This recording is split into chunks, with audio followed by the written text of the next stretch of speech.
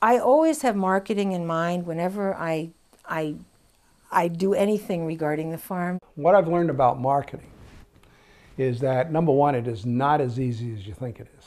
Because I could grow $100,000 worth of a certain floral product, but unless I have a market for that, it does me absolutely no good. It sits out in the field and rots. So you have to be aware it's not just growing it, it's selling it. That's very important.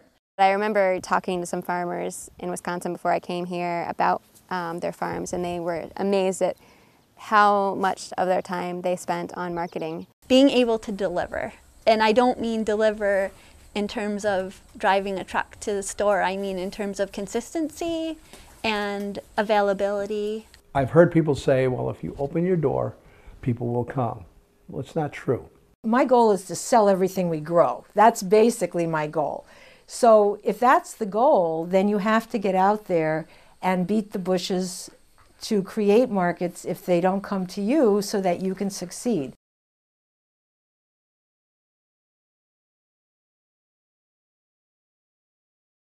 The venues that we use to market our goods are the farm stand, which is right here at the farm. 80% through our farm market at home. I love wholesaling. A local farmer's market. Working with restaurants. U-Pick.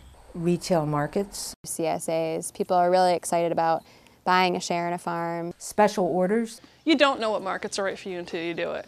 Being a professional, a physician, I had contact to a lot of people, and actually the first year we raised 100 birds, and I ended up giving 1 or 2 birds to about 50 different people as a loss leader, and said, here, try this. This is something I'm considering. Let me know if you like it and if you're interested in my doing this for you. And actually the response was overwhelming. We went from 100 birds the first year to I think 400 birds the second year. And those were pretty much 90% pre-sold. We kind of use the farmers market as a test market, I think, in a lot of ways. That's where we started the yogurt, and that's where we're starting the cheese. It's a great way to get feedback from people about the product. And it's a great way to examine the pricing on the product too. We assessed certain items such as what's the population centers around, was it feasible to travel to the different markets. And that had a big part to play in as far as steering us. We would actually go in a store and count up the number of quarts of yogurt that were sitting on that shelf and say how much percentage of those customers could be ours. Our business is built up over time basically by word of mouth, by having good fruit and having a place that's easy for people to walk in for picking fruit. The majority of my customers are from word of mouth and from neighbors, work associates, just people that I knew in my previous career. Making cold calls.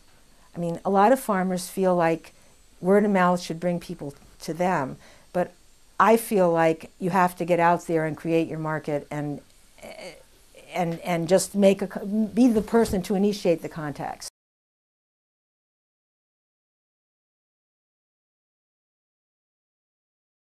I think publicity is very important. We have the hats and we have the shirts, and we try to use them when we're out doing tastings, when we're at the farmers market. I have found, believe it or not, that the penny savers and the shoppers do quite well. Those cheapo little sharpers that come out every week, and that's where we've gone to for our bread and butter. It's $5 a week or $6 a week to get in the shopper, and that goes to a lot of people. Road signage, I would say, would be the one top priority.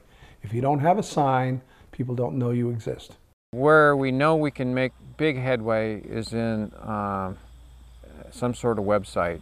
I use email to communicate with my CSA customers.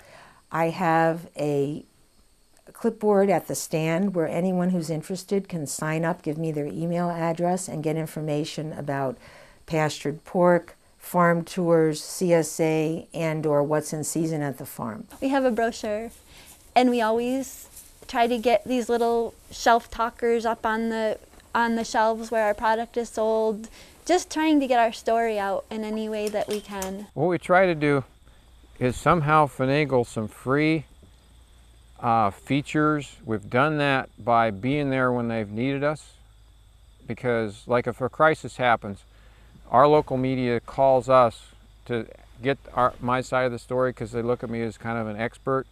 So I've always have an open door. The local television station has come and done a story on us, so we've gotten a lot of press, and people recognize our name now, and they'll come up and say, I saw your advertisement on television, or I've read your advertisements in the paper. Well, we've actually done very little paid advertising, if any. They perceive our free publicity as advertisements, and it's really built a certain recognition in people's minds, even if they've never been here or bought our product. Using your local sites as an advertising tool to get people in from a longer distance really helps, so that people will make that day trip and see other sites while they're here. We have a lot of tours, and that's brought us a lot of local business because we probably have 1,000 school kids a year come up. I do usually get 3 or 4 different garden clubs a year who will schedule ahead and come out. When people see things growing in their natural habitats and doing well, let's just say their plant list goes from 2 to 10 in a hurry without any pushing. They just see things as they like them. So that really makes a big difference. It takes time. It takes all media things to get people to know that you are really in existence.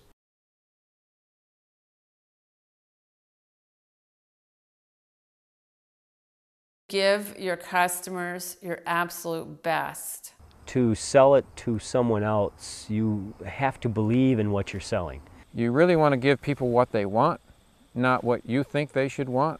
They let us know what's working, what isn't working, what they want more of, what they want less of. Ask the customer, what are they looking? Something that I always curious about. What do you look that is not available in the market? You really have to like people. And I love the reaction of people to the wines, whether it's positive or negative. I have a lot of fun with people when they come to the winery. It takes a good attitude, a friendly atmosphere. The personal relationship that you develop with a regular customer, they actually know you and ask you questions. The role of education in sales is huge. I get a lot of people who come who have successfully for the first time planted gardens and had them come back and survive. They've tried in the past buying them at Walmart and Lowe's and other nurseries where people don't take the time. They're just there to move plants. And people really appreciate that knowledge and that experience. It's nice that they can see the face of the farmer and ask the questions. I learn and they feel more connected with you because you have interest in things that they may appreciate to find in the market one day. So it's that face-to-face that makes the difference. They're successful. The next year they're bringing in their sister, their mom, their best friends.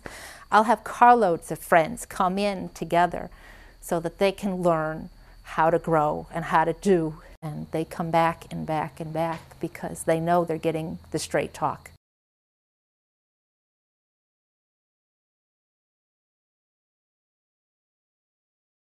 Right now there's a real interest in local foods, and we marketed ourselves as being a local food, a fresh food, a unique product, a high quality product, and really getting that message across about our integrity as a product and as producers. The way we increase the value of our product is the only thing we sell are things we grow here. We don't import anything. So if we don't happen to have corn ready, we don't buy it from the local producer.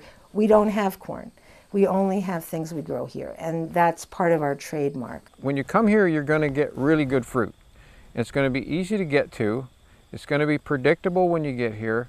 It's not going to be junky, it's going to be clean.